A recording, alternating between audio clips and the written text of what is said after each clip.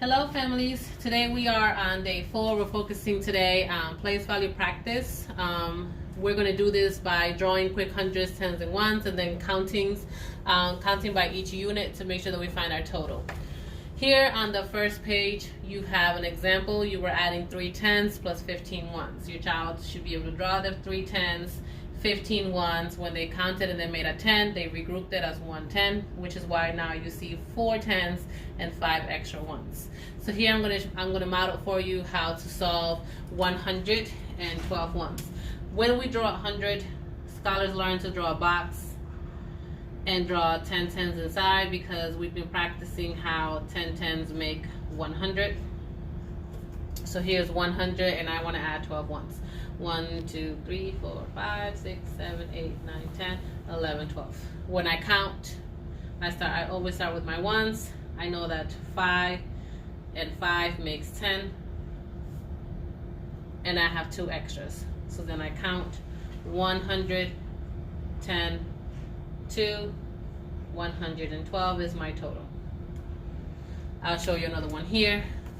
How much is 13 tens plus 3 ones? So I'm gonna make 12 tens. 1, 2, 3, 4, 5, 6, 7, 8, 9, 10, 11, 12. The reason why I gave it a little gap in here, that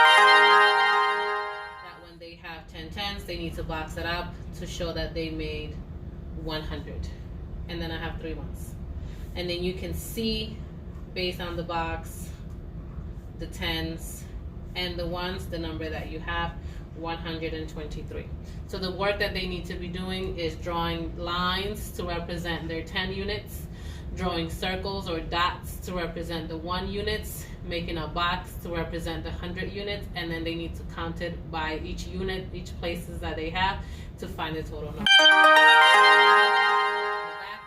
Except that the back is slightly different because it has multiple choices. And so in this kind of case, scholars learn to still figure out what the number is before they make a choice. So if I have 15 ones, I'm drawing my 15 ones. If I have 5 tens, I'm drawing my 5 tens. I'm counting my ones. I know that 5 and 5 more is gonna make a 10 rod. And I have 5, 1 extra. And now I have 10, 20, 30, 40, 50, 60, plus 5, 65.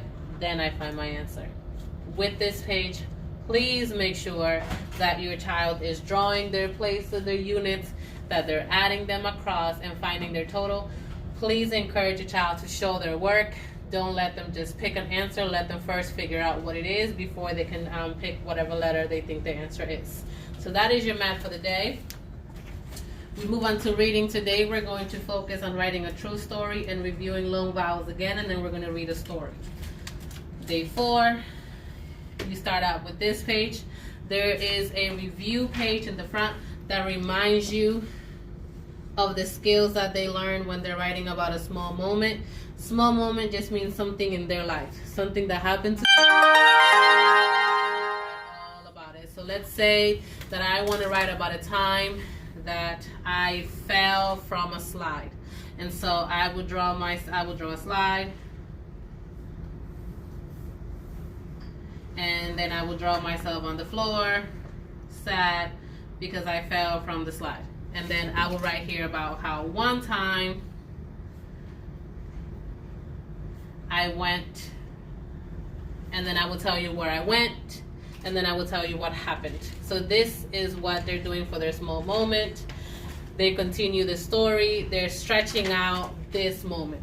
They should not talk about other things that happened while they were there. They should only be focusing on their one small moment, which in this case was falling down the slide. And so all of my writing has to focus on this. My feelings, maybe here I can talk about how, maybe here I can focus on where I was, but the entire time I'm only focusing on the slide. So make sure that while your child is writing, they stay on the topic throughout their writing. Then we move on to our vowel review. Today we're reviewing the long O and the short O vowel. And so when you're looking through this page with your child, you're doing the exact same work that you did last time. You're going to read the word corn. You're going to segment the phonemes.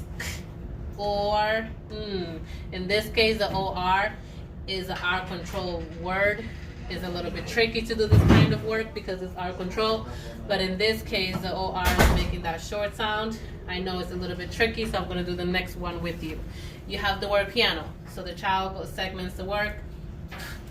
I, A, O. And so you're focusing on the O. I heard it say O. So I'm going to write it with the O. Then you're going to read. The last thing you're doing is reading a story about Joe, and Joe is on a boat. When you're done with the story, you're going to write about what you would do if you had a moat by your home. So if you don't know what a moat is, you would encourage your child to go back in the story, look in the story until you find the word moat. He likes to row his boat in the moat around his home. Look at the picture. What do you see in the picture that can help your child figure out what a moat is, and then encourage your child to tell you what it is. Do not let him or her know. Have them try it first. And that is the work that you're doing for today. If you have any questions, please reach out.